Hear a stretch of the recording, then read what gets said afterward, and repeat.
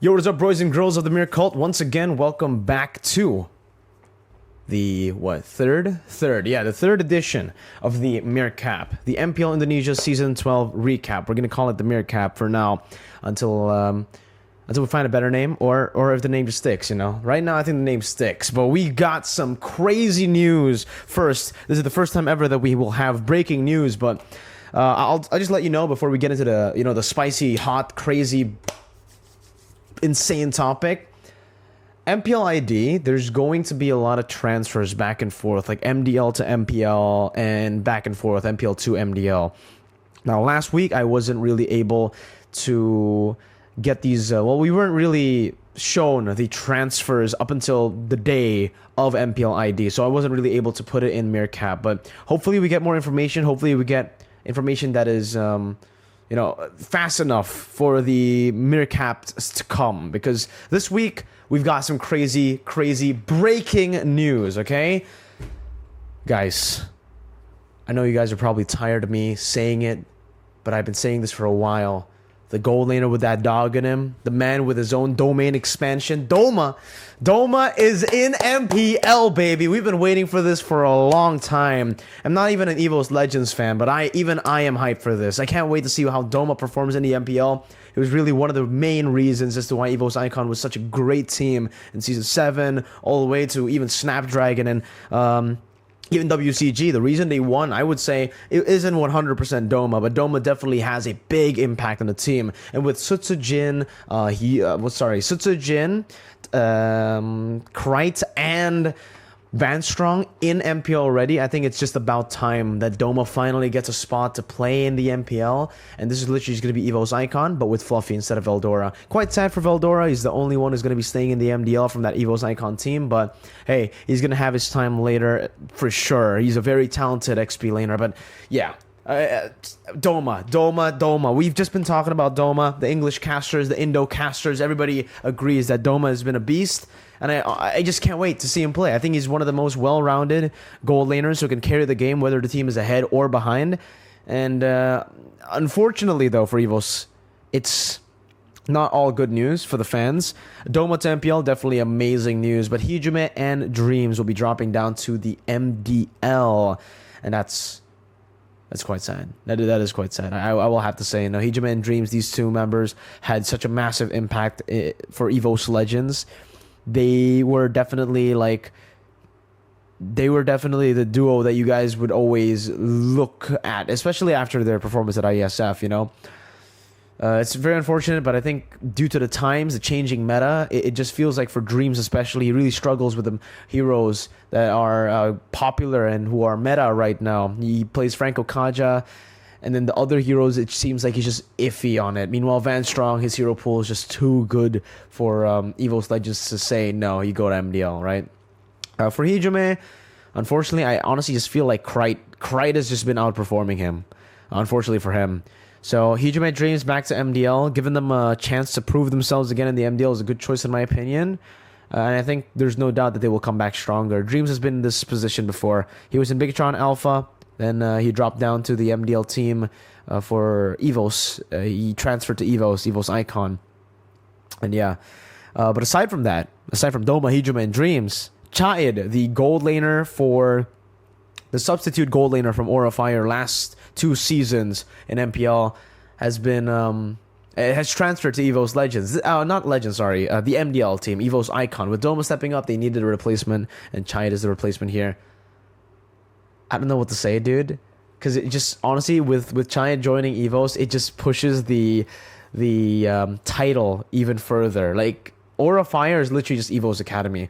I don't know how many players EVOS Legends or just EVOS has taken from Aura, but it's a lot, dude. Even Fluffy, their XP laner right now is ex-Aura. Vanstrong was literally ex-Aura. Darkness was also ex-Aura. Clover was ex-Aura. And now Chaid is ex-Aura. I can't wait to see who else will join the fray now that, maybe Kabuki will join maybe in the future. I don't know. Looking at how EVOS Legends or EVOS do their transfers, it seems like, yeah, it seems very funny. But yeah, it's just a weird coincidence. Next, this is another big one in my opinion for transfers is Geek Fam. They're going to be changing their coach. Coach Reno is no longer going to be coaching is no longer going to be the head coach for Geek Fam MPL. I don't know if the whole middle finger issue had a save or like had an impact. That I think it definitely did. But yeah, Airpong is going to be stepping in. Is this guy the shadow analyst? Is this guy the guy that I've been memeing and that I've been like announcing many times in the MPL ID stream? We'll have to see. Watch Geek Fam's game and maybe I will show a few hints or maybe confirm if Airpong is actually indeed the shadow analyst that's been in the shadows for a long time and now finally stepping on to the stage. So good luck to Airpong. I think he was actually already there, if I'm not mistaken, for last week. And you know, you can see that Geek Fam's drafts were pretty good. I think they were flourishing. So yeah, that's it. And we're going to move on to now the actual recap. All right, that was just for you guys to get excited. All right, boys, here it is. Let's go. Week 3, day number 1. Let's start with Week 3, day 1, match 1. It is Aura Fire versus Bigatron Alpha, the debut of Aran in the XP lane. And again, just to give you guys a little bit of context, if you guys don't know, Aura Fire were winless coming into Week 3. And day number 1 of Week 3, they had to face off against Bigatron Alpha. Grand finalists in SPS, many people, many players, many analysts even, and casters have said that Bigatron are probably the second strongest team coming into MPL Indonesia Season 12. And the fact that Aura, with their new replacement, Aran, just stepped in and absolutely demolished Bigatron Alpha. I would say outclassing Bigatron Alpha in a lot of these aspects. It was very interesting to see, and it was definitely a very flashy performance for the boy, the prodigy, the prophecy, the man of the hour, whatever. The new dragon in town, Aran. He showed Bigatron Alpha a very different style of gameplay to what Bigatron Alpha is used to against many of the other XP laners. Because I think Sorizo, his style of play is usually he clears out the side lanes. That's mainly his job. He's the distraction. He clears out the side lanes. He acts as a distraction to pull, pressure away from the team. And for Sorizo to meet a match like Aran, a guy who literally plays his way, but I think a bit more tunnel vision into clearing ways, because Sorizo has adapted. He isn't just side lane pressure. He does side lane pressure, but he then joins the team fights when it matters, depending on the heroes he gets as well. Now Aran is just split push, lanes, wave, right? And this was just definitely a promising start. Although I will say though, game number 2, I don't know what Bigatron Alpha were thinking in their draft. I was not a fan at all. Game number 1, I think they just failed to execute their game plan, because I think the drafts were okay. Not the best, but it was okay. Game 2, it was just really weird, man. They went for the Ling and the Angela, which is fine, but then they didn't have any more magic damage dealers. Like usually you see a Harith here. I remember Aura Fire actually banned out the Harith, so understandable that they didn't go for the Harith, but again, it had no magic damage dealers and they just forced the Bane into the gold lane, so full physical damage versus a Uranus. Yeah, if the Ling doesn't get ahead in the early game, it's over, and that's exactly what happened. 14-minute game. Disappointing as a Bigatron Alpha fan, but don't worry. I think losing in Week 3 is definitely okay, and they can obviously come back and learn. Meanwhile, for Aura, I had a feeling, but we'll talk about that feeling later, okay? Because it's literally in day number 2. Let's talk about day number 1, week 3, match 2. EVOS Legends versus Dewa United Esports. For Dewa, again, I love what Dewa is doing. I rated them as a dark horse coming into week 3. But this wasn't the lineup that I was looking forward to see. To be completely honest with you, the lineup that we saw up against EVOS Legends was not it, bro. I wasn't a big fan of their choice of players, mainly in the XP lane. I honestly think Dixon is a better XP laner compared to Pendragon. We've seen Pendragon many times before in EVOS Legends and EVOS Icon. I will have to say he was good in EVOS Icon, but every time he steps on stage in MPL, it just feels like his laning is fine. I would say Pendragon has a very solid laning phase, but once he gets out of lane, once he starts joining the team fights and the team, it just is so weird. I don't know. Pen just doesn't find his rhythm, and I think you can't blame him for game 1, but game 2 is definitely like it was a yikers performance from Pendragon.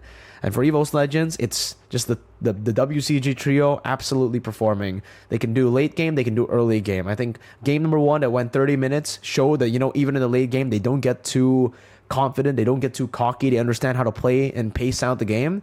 And in game number 2, they were like, if we have the better draft in the early game, we'll shit stop anyone. 13 minutes. So, yeah, best of both worlds for EVOS Legends. Dewa, not the best lineup.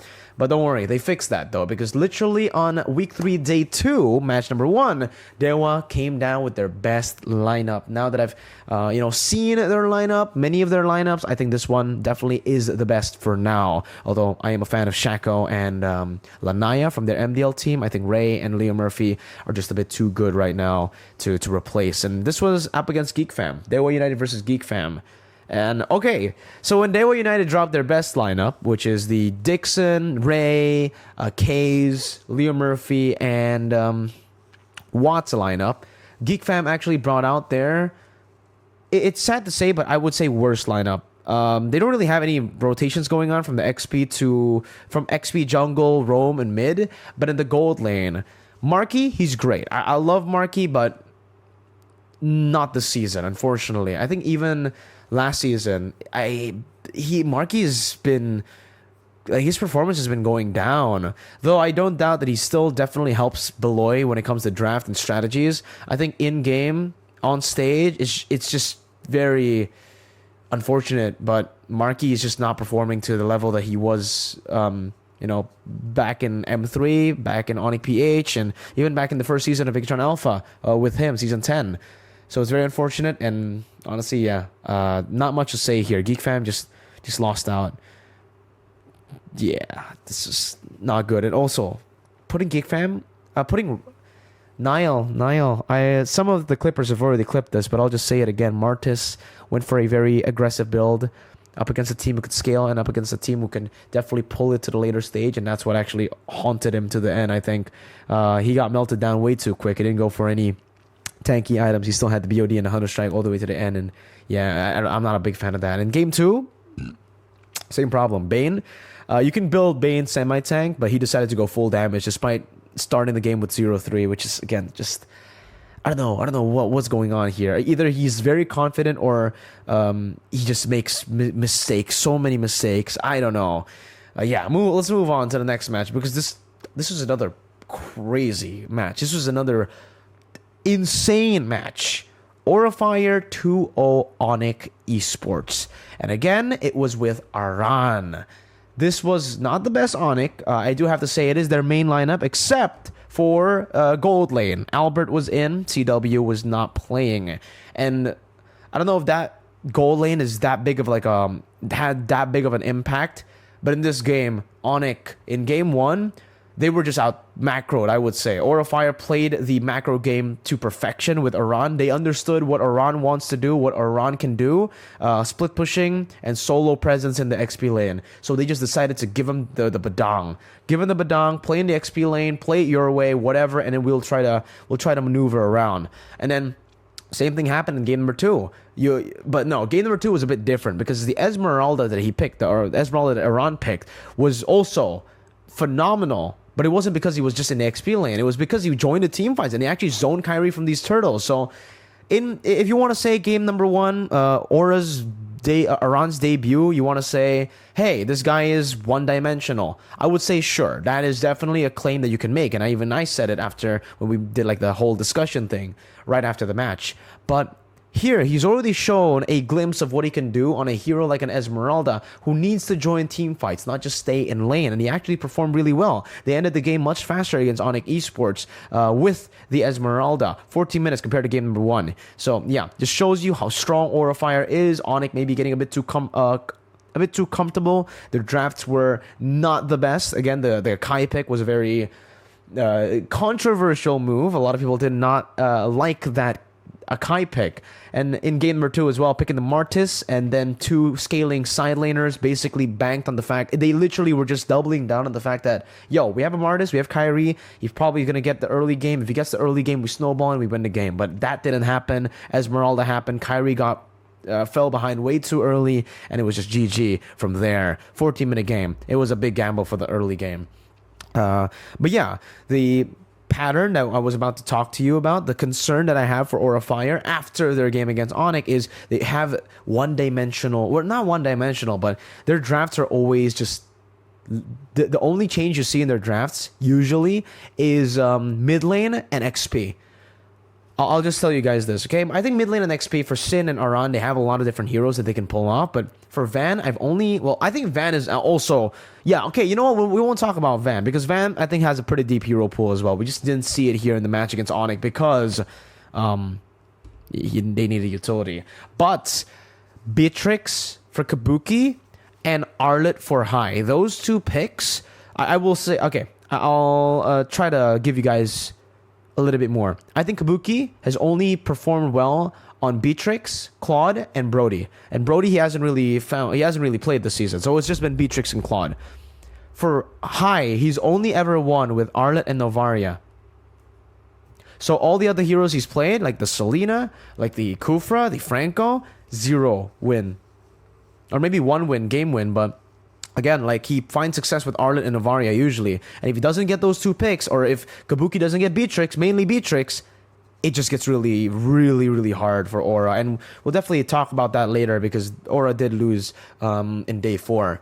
But let's move on to day 3. Match number 1. Big Turn Alpha takes on Rebellion Zion. And to a lot of people's surprise, it was actually a very close game. And Highs was honestly pretty darn good, I will say. Rebellion Zion, I think we mentioned it last week as well, but when the Matador, the roamer, AudiTZ, is able to direct the aggression of the Raging Bull, which is Highs, it's always going to go out really well. And if Rebellion Zion gets like a pick-off hero on AudiTZ, he will always perform. Given the Edith, given the Franco, given the Kaja, he will have a way to just enter the game and just dictate how the game is played, right? But in this game, Big Turn Alpha definitely did their research, and they came out with some crazy picks too. I mean, Alpha Jungle and Lapu Lapu mid. The Alpha Jungle wasn't the strange one. The Lapu Lapu mid with a Harith and Angela combination as well was a very interesting composition that they went for and ultimately worked. They dominated the early to mid stage. They struggled to end the game because, you know, this is a comp not built for sieges. It's built for team fights. So they had to look for those team fights to ultimately end the game. And even in the game number 2, Supercan had to pull off a segue play in the top lane to actually end the game. But again, it was still Fanny, Angela, Harith, and Cho. So you definitely did see like 2 different Big Turn Alphas, one full team fight and then the other one with, I would say, team fight, but a bit more pick-off in it as well, a dash of pick-offs, but also a dash of split push and lane macro, which is great. I think with this macro-centric playstyle that they played for Big Turn Alpha in this match, the MVP was definitely deserved. I think Sorizo is a very underrated XP laner. No, I wouldn't even say he's underrated anymore. I think everybody knows he's really good now. And with macro, when it's macro gameplay, Sorizo's the guy who will shine, and that's what he showed technically in this game. So yeah, GeekFam ID versus RRQ. This was a banger of a series. I was actually restreaming this. If you guys don't know, I restream every Saturday because I don't actually get, you know, a gig on Saturday. I don't get to cast on Saturday. So if you guys want to check it out, go and check it out. You know, if you want to watch my restreams, I will be doing it this week as well for Saturday. Anyways, GeekFam RRQ. Jeez. I'm looking at the drafts again. You guys can see on your screen as well. And for game 1, I honestly feel like GeekFam just had the better draft. Like, to be completely honest with you, I think they had answers to every single question that RRQ, raised to GeekFam. They had the alpha for the Baksha. They had everything. It was just really, really great composition. And yeah, GeekFam just made it work. 17 minutes in, they were able to end the game. And also, this was GeekFam with their best lineup. What's their best lineup, you may be asking? Chidera, I think with this, unfortunately, again, for Marky, I don't think Marky's going to get any more playtime with this performance. And then game number 3, man. Oh my god. We'll skip game number 2. Because I think that one RQ just won the draft as well. I think they outdrafted GeekFam. But in game number 3, I will say it was a bit more 50-50. I think it was 50-50. It all will come down to the execution. There were some big blunders from Banana, and but aside from those big blunders, man, Chidera.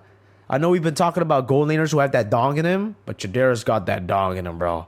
Chidera carried this game hard, and I'm trying to ignore the fact that I'm seeing a Saber roam. I fucking despise Saber roam. I really hate Saber in general, and if you play it in Rome, I just feel like that's a war crime, and Beloyski committed a war crime. He picked that Saber roam. It would have been really satisfying for me, not because I don't like Beloy. I love Beloy, but I just hate Saber roam. It would have been very satisfying to me if Saber lost, but Saber won and Beloy won. I don't know whether to be happy or disgusted. I'm happy that Beloy won, but I'm disgusted that Saber roam won. The Saber roam did nothing the entire game for the most part. Unfortunately, though, the early game went horrible. It was a disastrous early game. I think GeekFam definitely didn't expect that early game to go that bad. They were counter-jungled almost immediately, and they gave 3 kills over 1,000 gold lead in the first minute, if I'm not mistaken. But in true Beloy fashion, it doesn't matter if it's 10,000 gold lead for the enemy team. He'll be able to find a way back in the game. And true, yeah, that was very true for this match. Saber finding Natalia in the bottom lane, a few good picks here and there, and then just the ultimate collapse. They got the Lord, and it's GG. Easy. Not easy. It was a very hard game. 22 minutes. Next, Onic versus Evos. The rumble in the jungle, and Kyrie just had a fucking... oh my goodness. What a game from Kyrie. What a series from Kyrie. It just shows you, when you put Kyrie on these assassins, you just win, bro. You just win. Maybe not against Aura Fire, because technically they did play the Ling against Aura, but against Evos, even with this lineup that Evos has, Evos were really good in team fights. I think what Sutsujin, Krite, and Van Strong brings to the table is phenomenal team fighting, and I think that's what a lot of PH teams struggled with as well, up against Evos Icon in WCG and Snapdragon, right? So with the addition of Evos Legends as trio WCG champs, it feels like they do have a better early game, a better mid game, but unfortunately, up against Onic's best lineup with CW, I think it was just a bit too hard. My goodness, Onic they were unbeatable on that day. They played everything perfect, made the right decisions. That segue play in the end as well by Kyrie was phenomenal. And a lot of people will say it's back to Kyrie Esports. I'll say, I will say Kyrie has been carrying a lot, but for game 2 especially, you can't say it's just Kyrie Esports. Kyrie made the play to end the game, yes, but the team made the call to just go in and die for Kyrie. Even in the interview, that's what they said. But yeah, this is such a great matchup as well. Man. Don't forget to watch my restreams on Saturday, because I scream a lot and I yell a lot, and we have a lot of good fun. Day 4, week 3, I actually had to I casted this as well. Onic versus Rebellion Zion, and this was a bit of a shocker, because in game number 1, Rebellion Zion, you don't see this from Yeb often. Yeb almost never gets outdrafted, but in this game 1, I think Rebellion actually just outdrafted Onic. They picked up the Leslie up against the Claude, Alpha, and Uranus, and I think that was the nail in the coffin. It was already a really good draft for Rebellion, but they were really missing that final piece, and when they picked Leslie, I was like, oh god. But I still predicted Onic, because I think even with a better draft, sometimes the execution is just... you just need to rely on execution, and for Onic, that's been the case for the most part. Whenever they have a draft that is worse than enemy team, they still end up winning anyways. But in game 2, game 3, they said, you know what? Fuck this. We're going back to the strategy. We're going back to carries on Kyrie, and we're going back to just fucking stomping opponents. It seems like game 1 was a little bit of like an experimentation. Maybe that's why Yeb finally lost the draft, but it just feels like they were experimenting. They were like, you know what? Let's try the Alpha out. We've seen Alpha before. It's like up against Baksha as well. It's a good pick here. And then they were like, you know what? Nah. It's time to just dominate. Game 2, game 3. And then Evos Legends versus Aura Fire. Oh, this was a massive match as well. This is such a good match. This was the match where Aran got so much hate. Why? Because he was up against Fluffy. And to be completely honest with you, Fluffy... show them what experience gives you. Why experience is important. Fluffy has the experience. He's been playing for season 6. With the Terizla, he was phenomenal. With the Edith, I'm not too big of a fan of that pick. But I gotta say though, again, guys, there's a lot of hates around. Props to Fluffy, props to Evos Legends. The way they played it was absolutely phenomenal. Shows you again that this trio WCG, the WCG trio, they know how to take it to late game as well. It isn't like, you know, they're an early to mid game trio and then they lose out in the late game. No, even with the Marta, Sotsujin was able to make a lot of crazy clutch retributions, clutch plays, and don't even get me started in Crichton Van Strong, because Van Strong, the Edith, is a monster. He always finds these crazy big pickoffs, and G Louis, my god, Aura weren't able to withstand that, though game number 1 was so close. But I think in this game, you can see as well the big concern that I had for Aura Fire. What happens when they don't get Arla? What happens when they don't get Beatrix? And the answer is the quickest loss that we've seen with Aran in the roster. Game number 3, right? No Beatrix, and the Arlet was also banned out. It was clear. Game number 3 was a complete outdraft. I don't think you can blame anyone from Aura Fire. A lot of people seem to want to just blame Aran, call him overrated. But I think the proof is that he's not overrated, in my opinion, is game number 1 and game number 2 against EVOS Legends. Game 1, Paquito, he still played that Aran style. Yes, not a lot of kill participation, just staying in lane for the most part, but he made EVOS Legends walk back and forth. He made Fluffy have to do a lot, sweat even, I would say, in the game. And he showed a lot of really good qualities that actually helped Aura Fire get all the way to the 33rd minute of the game. In game number 2, he was given an Arlet. A lot of people were saying, this guy's a one-trick pony. He can only play for the side lanes. He can only play with the split push strat. But no, with the Arlet, he was not split pushing. Not at all. He was actually joining in these team fights, and he was mechanically outclassing EVOS Legends.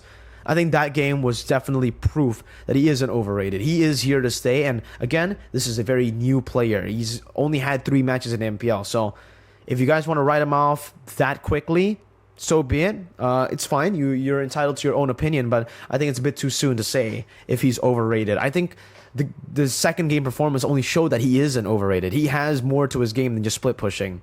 Game 3, I don't think we count game 3. Game 3 was just a complete outdraft. I don't know. Aura Fire just were put in the corner. No Beatrix, no Arlet, GG. Boom, bang, bada bing, GG. And that's it for all the matches of MPL ID Season 12, week number 3. Let's move on to the power rankings. So I'll see you guys in the power rankings. All right, boys, here it is. This is the segment where we rate, or we put the teams in based on their week 3 performance, right? We already did week 2, and just to give you guys a refresher, here it is. This is week 3. This is the week 2 MPL ID power rankings. So there you go. After seeing it, now this is the week 3. Let's make some adjustments here. I think mainly it's gonna be Geek Fam who needs the adjustment. But Alter Ego didn't play week 3, didn't play week 3. Alter Ego, no. It's a no. So no, rip. I think they're still rip. Aura, I think definitely have moved up to A. They were mid, I think, or no, they were actually also, yeah, I think they were dark. No, I think I put them at mid. But yeah, I think that Aura definitely deserved to be up here in A tier. And yeah, their performance with Aran has definitely shown that. Bigatron Alpha, I will say, will be in A tier 2. Although I will say Aura Fire, it really depends. I think Bigatron Alpha are still the more complete team, so I will put Bigatron over Aura, because Aura coming into it, yes, they did beat Bigatron, but the way they beat Bigatron and Onic, it felt like it was relying on their strats, like that one-dimensional strat with a Beatrix and an Arlet or Novaria. If it isn't Beatrix, no Arlet as well, Aura really struggle, and that's what happened, right, against EVOS Legends. So I think BTR should be still like a better team compared to Aura. For Dewa, I will still put them in Dark Horse. I still think they're trying to find their jam, and with their 50-50 team fights, it has shown that they can be really good. I was very impressed with their performance up against Geek Fam. Even though, again, that was not the best Geek Fam. That was Geek Fam with Marquis, unfortunately. But yeah, Dewa, with their main lineup, Dixon, Ray, Watts, Leo Murphy, and Kaze, I think they're still solid dark horses. But EVOS Legends, I'll have to say, takes the A spot. Now, I think a lot of people didn't actually agree with my EVOS Legends standing or my power rankings last time, because I actually put EVOS Legends in a very high A. I put them in the highest A, if I'm not mistaken. Let me just check. Yeah, I put them in the highest A, even higher than Bigatron Alpha, and I think week 3 they proved it, and I think that's pretty accurate on my part then to see from them, right?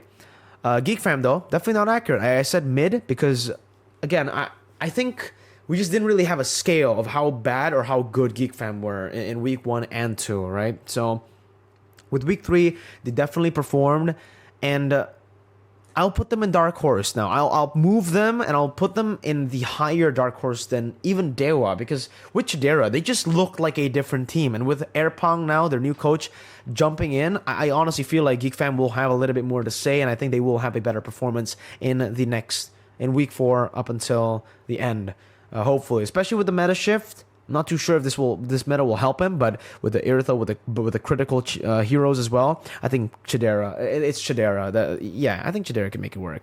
Onic, gotta put Onic still in S tier.